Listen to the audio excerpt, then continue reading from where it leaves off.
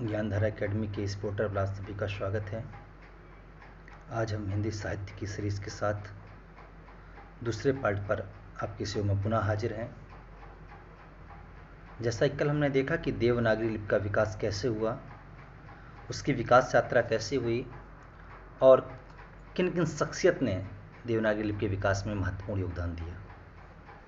इसके साथ हमने जाना कि संस्थागत प्रयास कैसे हुए, व्यक्तिगत प्रयास कैसे हुए और प्रशासनिक प्रयास भी किस तरह से किए गए।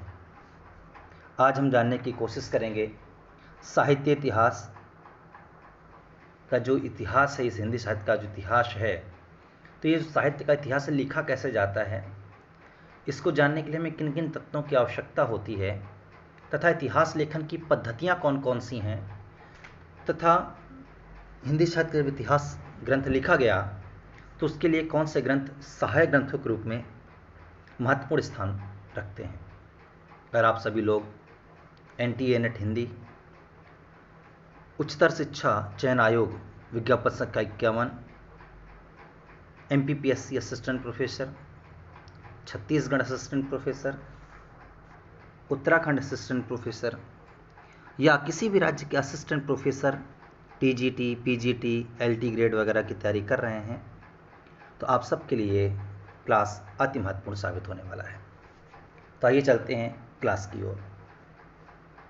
जैसा कि हम जानते हैं कि किसी भी जाति के साहित्य का इतिहास,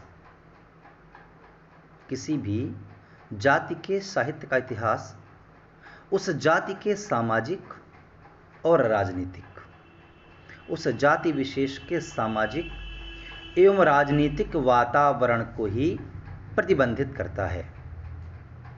इस धारणा को एक सिद्धांत के रूप में सुव्यवस्थित तरीके से प्रस्तुत करने का श्रेय फ्रेंच विद्वान तेन को दिया जाता है और वो कहते हैं कि इसके मूल में 3 बातें हैं। पहला है जाति, दूसरा है वातावरण और तीसरा है क्षण विशेष। अर्थात इन 3 तत्वों के आधार पर किसी भी जाति के साहित्य का इतिहास का अध्ययन हम कर सकते हैं या किसी भी इतिहास का अध्ययन हम कर सकते हैं। तो ये धारणा थी तेन की, जिस पर हजारों बार विशेष परीक्षाओं में प्रश्न पूछा जा चुका है। तेन का इस सिद्धांत दो था, इस सिद्धांत की आलोचना करते हैं हडसन, एक विद्वान हुए हैं हडसन। वो तेन के इस सिद्धांत की आलोचना करते हैं और वो ये कहते हैं कि तेन ने पूरे इतिहास लेखन का या किसी भी कृति के लेखन का सारा महत्व इन 3 बातों को ही दे दिया, जाति, वातावरण और क्षण विशेष को, जबकि वे साहित्यकार या काव्य रचयिता के व्यक्तित्व और उसकी प्रतिभा को उपेक्षित कर रहे हैं, अर्थात उसके महत्व को अस्वीकार कर रहे हैं। अतः तेन के सिद्धांत की आलोचना हडसन यह कहते हुए करते हैं कि सारा महत्व केवल इन 3 तत्वों का नहीं है, इसके अलावा साहित्यकार या काव्य रचयिता की जो उसका व्यक्तित्व होता है, उसके अंतर में जो उसकी प्रतिभा होती है, वो भी प्रभावित करता है किसी भी ग्रंथ को या किसी भी रचना को। यानी कि तेन के सिद्धांत की एक आलोचना करते हुए जाते हैं आपको हडसन, और हडसन ने जो जिक्र किया उसके बारे में आपको बता दिया। इसके बाद कुछ चिंतक होते हैं जो जर्मन चिंतक हैं, वो लोग साहित्य इतिहास के विकास को लेकर कहते हैं कि हमें युग चेतना के सिद्धांत को फॉलो करना चाहिए, अर्थात उस समय की युगीन परिस्थितियां क्या थीं, इन सब चीज़ों को आधार मानकर हमें आगे बढ़ना चाहिए। तो युग चेतना के सिद्धांत को स्थापित करने पर बल दिया है जर्मन चिंतकों ने। तो ये था इतिहास का एक क्रम, जिस तरह से धारणागत तरीके से इतिहास की एक विकास यात्रा हमारे सामने निकल कर आती है। इसी धारणा के बीच हिंदी के एक बहुत बड़े विद्वान हुए हैं डॉक्टर नगेंद्र। उनका एक कथन अत्यंत महत्वपूर्ण है, जिसको समझना पड़ेगा और हमको पढ़ना पड़ेगा कि किसी भी साहित्य का इतिहास बदलती हुई अभिरुचियों और संवेदनाओं का इतिहास होता है। किसी भी साहित्य का जो इतिहास होता है वो उस समय की बदलती हुई अभिरुचियों और संवेदनाओं का इतिहास होता है, जिसका सीधा संबंध आर्थिक और चिंतनात्मक परिवर्तन से होता है। अर्थात डॉक्टर नगेंद्र जो साहित्य इतिहास की परंपरा है, जो उसका बिंदु है मूल, उस पर एक ज़बरदस्त टिप्पणी करते हैं और वो कहते हैं कि किसी भी साहित्य का जो इतिहास लिखा जाता है वो उसकी बदलती हुई अभिरुचियों का इतिहास होता है और उनकी संवेदनाओं का इतिहास होता है, जिसका सीधा सीधा संबंध आर्थिक एवं चिंतनात्मक परिवर्तन से होता है। तो डॉक्टर नगेंद्र की टिप्पणी बहुत महत्वपूर्ण साबित होती है साहित्य इतिहास का जो अध्ययन है उसके बारे में हम करने की कोशिश करते हैं। तो हमने क्या देखा कि तेन ने साहित्य इतिहास लेखन के लिए जिन तत्वों को स्वीकार किया, जाति, वातावरण, क्षण विशेष, इन तीन तत्वों के साथ साथ हडसन कहते हैं कि ये तीन तत्व महत्वपूर्ण हैं, पर अगर हम ये कह दें यही तीन सब कुछ हैं तो ऐसा नहीं है। इनके साथ साथ कोई जो साहित्यकार होता है उसका व्यक्तित्व और उसकी प्रतिभा ये भी उतनी ही महत्वपूर्ण है जितनी ये तीनों। अर्थात तेन के सिद्धांत में हडसन साहित्यकार या काव्य रचयिता के व्यक्तित्व और उसकी प्रतिभा को भी जोड़ने की बात करते हैं। इसी तरह जर्मन चिंतकों ने भी साहित्य इतिहास लेखन में युग चेतना का सिद्धांत स्थापित करने का प्रयास किया और उन्हें सुझाव दिया कि वर्तमान युगीन परिस्थितियों के आधार पर साहित्य का इतिहास लिखा जाना चाहिए, जो ज़्यादा कारगर साबित होगा।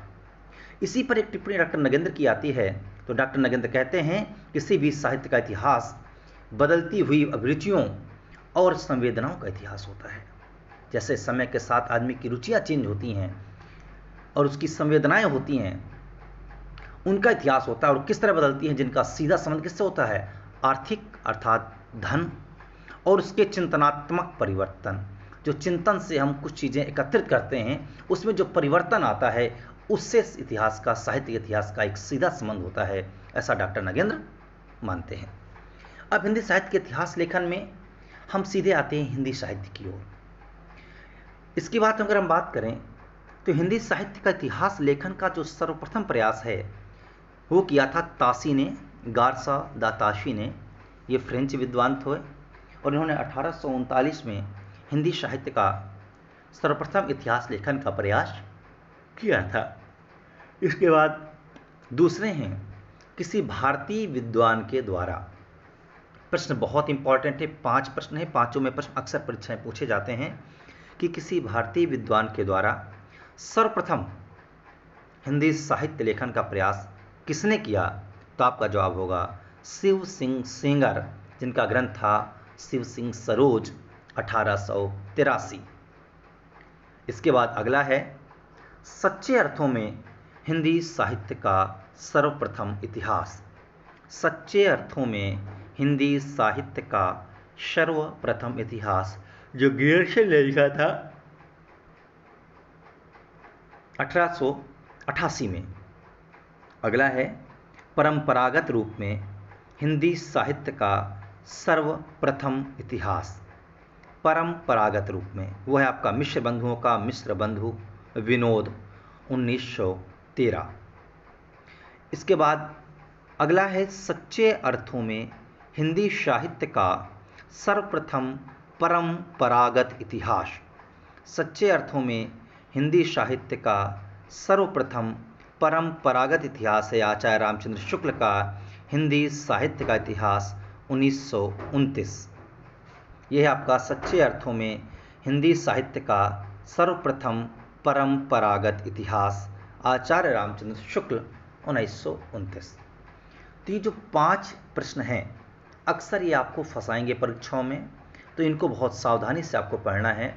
और अब हम लोग बात करते हैं कुछ महत्वपूर्ण ग्रंथ जो इतिहास लेखन में अत्यंत महत्वपूर्ण साबित हुए, या हिंदी साहित्य का यूँ कहें कि हिंदी साहित्य का इतिहास जो लिखा गया उसके लिए एक आधारशिला का काम किया, तो कोई अतिशयोक्ति नहीं होगी। पहला ग्रंथ है 84 वैष्णवन की वार्ता और उसी के साथ है 252 वैष्णवन की वार्ता। ये दोनों ग्रंथ गोकुलनाथ के हैं। अगला है भक्तमाल जो कि नाभादास की रचना है, 1586 में इसको लिखा गया था। बहुत इंपॉर्टेंट है परीक्षा के लिए, अक्सर पूछी जाती है। अगली है आपकी वल्लभ दिग्विजय जो यदुनाथ की रचना है। इसके बाद कालिदास हजारा जो कालिदास त्रिवेदी की है। फिर है राग कल्पद्रुम या राग सारोद भव, बहुत इंपॉर्टेंट है परीक्षा के लिए, कृष्णानंद व्यासदेव। राग कल्पद्रुम या राग सागरोद भव, कृष्णानंद व्यासदेव। अगली रचना इंपॉर्टेंट है आपका विचित्रोपदेश, कक्षेदी तिवारी की रचना है विचित्रोपदेश। इसके बाद सुंदरी तिलक हरिश्चंद्र की, विद्वान मोद तरंगणी सुब्बा सिंह की, कवित्त रत्नाकर माता दीन मिश्र की, साहित्य का इतिहास दर्शन नलिन विलोचन शर्मा, ब्रज माधुरी शार वियोगी हरि, हिंदी साहित्य विमर्श पद्मलाल पुन्नालाल बख्शी। एक बार पुनः रिवीजन कर लेते हैं हम लोग। 84 वैष्णवन की वार्ता और 252 वैष्णवन की वार्ता गोकुलनाथ। भक्तमाल 1586 नाभादास की है। वल्लभ दिग्विजय यदुनाथ की है। कालिदास हजारा कालिदास त्रिवेदी की है। राग कल्पद्रुम या राग सागरोद्भव कृष्णानंद व्यासदेव की है। विचित्रोपदेश कक्षेदी तिवारी की है। सुंदरी तिलक हरिश्चंद्र की है। विद्वान मोद तरंगणी सुब्बा सिंह की है। कवित्त रत्नाकर माता दीन मिश्र की है। साहित्य का इतिहास दर्शन नलिन विलोचन शर्मा की है। ब्रज माधुरी शार वियोगी हरि की है। और हिंदी साहित्य विमर्श 1923 पद्मलाल पुन्नालाल बख्शी की है। ये किसी कुछ अति महत्वपूर्ण इतिहास ग्रंथ जो बहुत इंपॉर्टेंट हैं। और हम कुछ टिप्पणियां देखेंगे यहाँ पर, और ये टिप्पणियां क्या कथन हैं, बहुत इंपॉर्टेंट हैं। और साहित्य का इतिहास लेखन की जो परंपरा शुरू होती है उस पर कुछ विद्वानों ने अपनी अपनी टिप्पणियां की हैं। उन टिप्पणियों का भी हम एक संवेद तरीके से सीखने की कोशिश करते हैं। यहाँ पर पहली टिप्पणी बड़ी महत्वपूर्ण है आचार्य रामचंद्र शुक्ल की। वो कहते हैं इतिवृत्त और आलोचना, इतिवृत्त और आलोचना का समवेत रूप, इतिवृत्त और आलोचना का समवेत रूप होने से वह इतिहास आज भी प्रकाश स्तंभ बना हुआ है।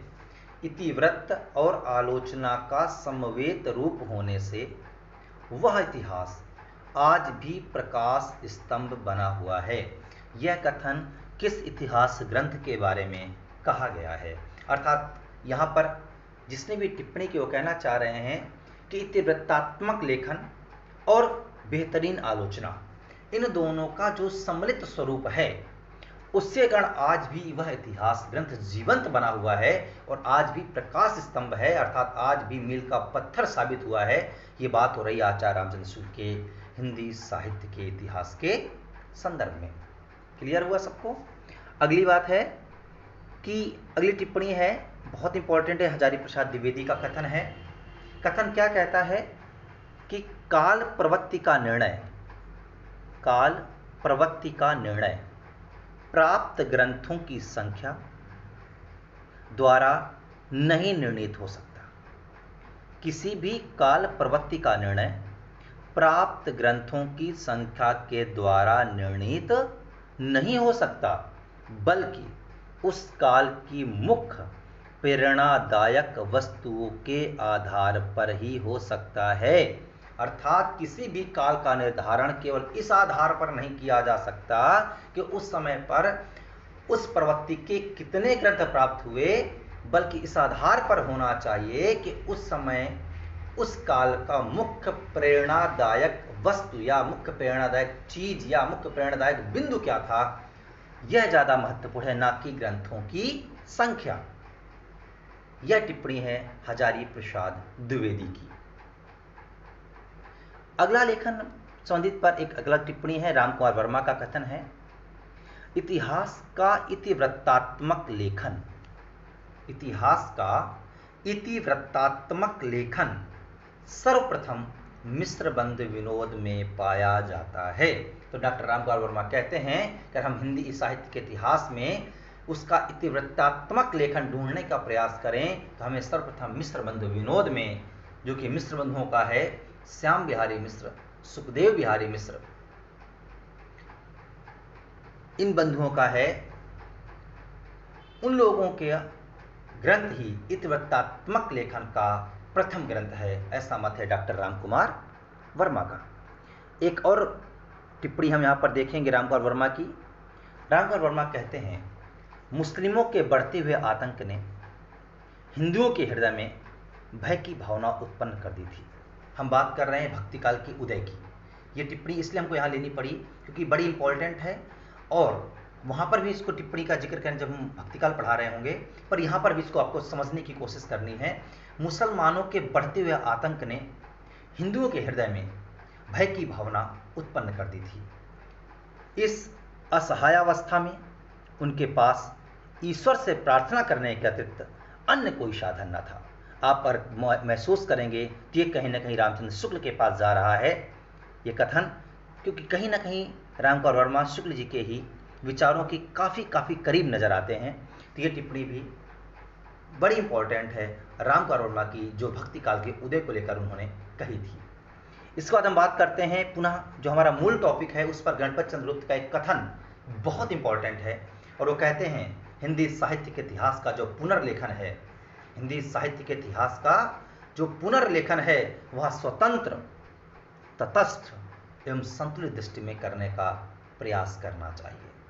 हिंदी साहित्य के इतिहास का जो पुनर्लेखन होगा उसे स्वतंत्र, तटस्थ एवं संतुलित दृष्टि में करने का हमें समर्थन करना चाहिए या प्रयास करना चाहिए। इसके बाद हम बात करेंगे मिश्र बंधुओं के बारे में, पर उसके पहले हम एक चीज़ देखना चाहते हैं कि जितने भी लेखक हुए हैं उनकी दृष्टि कैसी थी साहित्य को, लेखन को लेकर। तो शुक्ल जी की जो दृष्टि थी, ऐतिहासिक दृष्टिकोण था, वो युगीन चेतना को आधार मान के या परिस्थितियों पर केंद्रित होता था। ऐसे हम बात करते हैं मिश्र बंधुओं की। तो मिश्र बंधुओं का हम यहाँ जिक्र क्यों कर रहे हैं ये भी आपको समझना पड़ेगा, क्योंकि मिश्र बंधुओं की रचनाएं आपको आसानी से मिलेंगी नहीं। तो हमने कोशिश की है कि उनकी रचनाओं को एक जगह व्यवस्थित कर दें। तो भारत विनय इनकी रचना है जो पद्य में है, बूंदी वारिश ये भी पद्य में है, पुष्पांजलि इनका गद्य पद्यमय लेख संग्रह है, नेत्रोन्मीलन हिंदी नवरत्न, और मिश्र बंधु विनोद। ये मिश्र बंधुओं की कुछ प्रमुख रचनाएं हैं जो आपको हर हाल में याद ही होनी चाहिए। यहां तक हमने पढ़ा कि साहित्य इतिहास लेखन की प्रवृत्तियां क्या हैं, क्रम क्या हैं, और किस तरह से हिंदी साहित्य के इतिहास लेखन की प्रवृत्तियों का शुभारंभ होता है, कौन से ग्रंथ सहायक साबित होते हैं, और बड़े बड़े विद्वानों ने हिंदी साहित्य इतिहास लेखन की परंपरा में क्या क्या टिप्पणियां की हैं, इसको समझने का एक हमने छोटा सा प्रयास किया है, जिसमें काफ़ी कुछ चीज़ें आपको समझ में आई होंगी। अब हम बात करते हैं साहित्य लेखन की पद्धतियों के बारे में। तो बेटा साहित्य लेखन की हमें 4 पद्धतियां दिखाई देती हैं जो सामने आपके हैं निकलकर।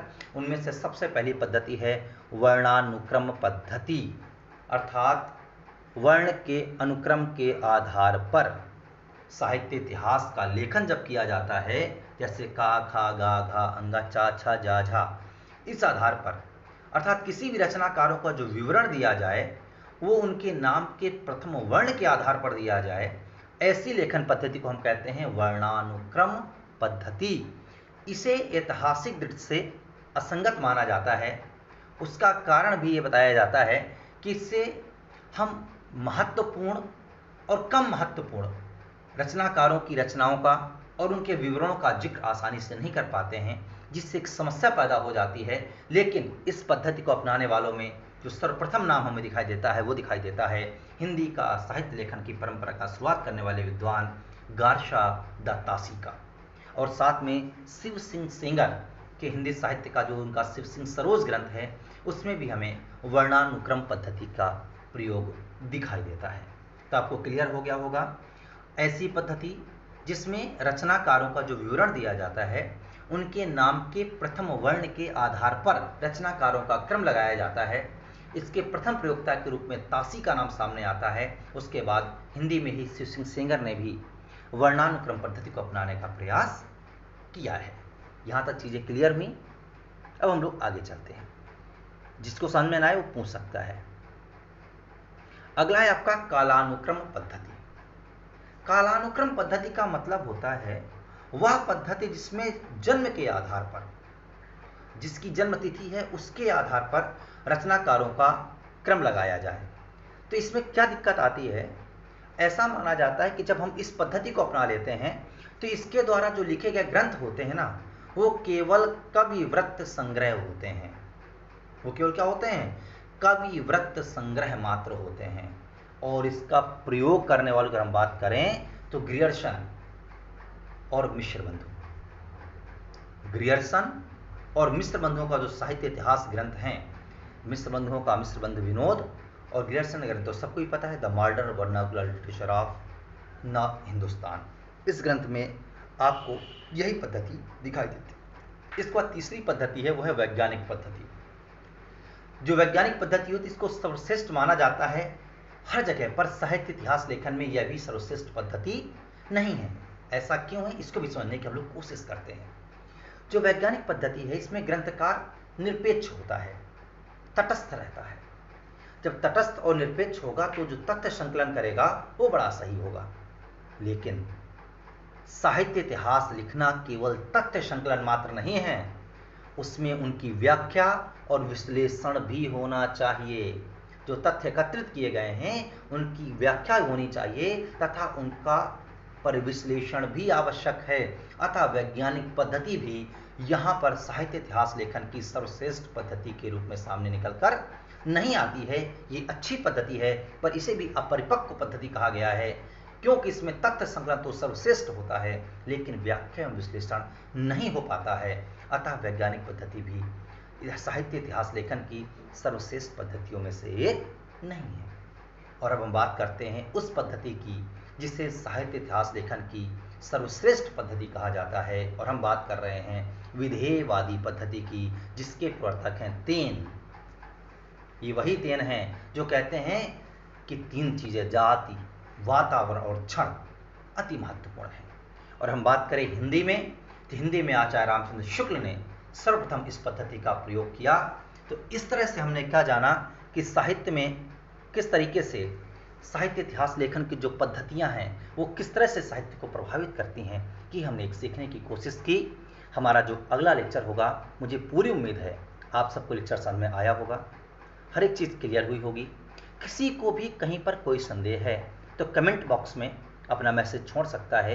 कहीं पर भी भ्रम की स्थिति है तो मैसेज के माध्यम से, कमेंट्स के माध्यम से आप हमसे प्रश्न पूछ सकते हैं। आपके संदेह को दूर किया जाएगा और हमारा प्रयास रहेगा कि आपको बेस्ट मटेरियल, बेस्ट कंडीशन में और बेस्ट तरीके से उपलब्ध कराया जा सके। आप में से कोई भी विद्यार्थी हमारा पेड क्लास लेना चाहता है तो निसंकोच डिस्क्रिप्शन में मोबाइल नंबर दिया हुआ है, उस पर आप व्हाट्सअप करें। आपको कोर्स से संबंधित सभी जानकारी दे दी जाएगी। आप में से कोई भी विद्वान MP असिस्टेंट प्रोफेसर, उच्चतर शिक्षा चयन आयोग विज्ञापन संख्या 51, NTA नेट तथा किसी भी राज्य की असिस्टेंट प्रोफेसर की हिंदी विषय की तैयारी करना चाहता है तो वो है हम लोगों के साथ जुड़ सकता है।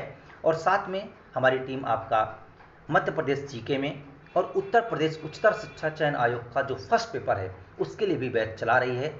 आप में से जो भी लोग पेड रूप में ज्वाइन होना चाहते हैं, आपका स्वागत है। आप लोग आइए, इस स्टडी मटेरियल को देखिए। अगर आपको कंटेंट पसंद आता है तो चैनल को लाइक कीजिए, सब्सक्राइब कीजिए और पेड रूप में आपका स्वागत है। धन्यवाद।